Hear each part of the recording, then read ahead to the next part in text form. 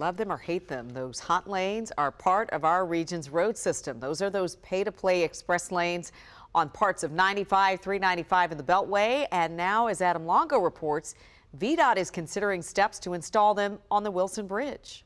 First things first, this is far from a done deal. All that happened today is that a group of regional transportation planners agreed to do two studies. One that'll do an analysis of air quality with those hot lanes on the Wilson Bridge, and another looking at air quality without the pay-to-play lanes.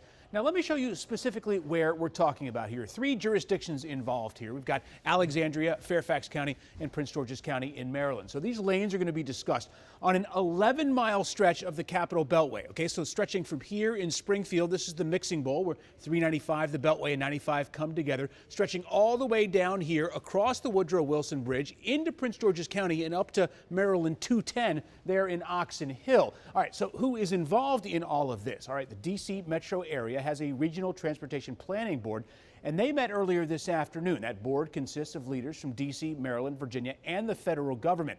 Now, the talk today about hot lanes, it was part of a much wider discussion. The board is getting ready to update its 25-year long-term transportation plan for the area. So you know that there's some hot projects on that list.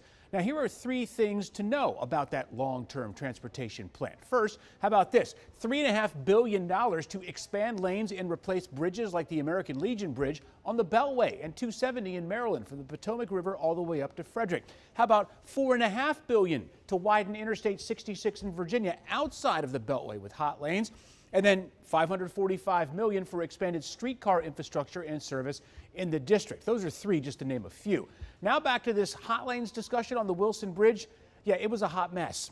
Leaders on both sides of the Potomac, Maryland, and Virginia all expressing concerns. VDOT says turning the inside lanes into express lanes would help with traffic and add money to the transportation budget.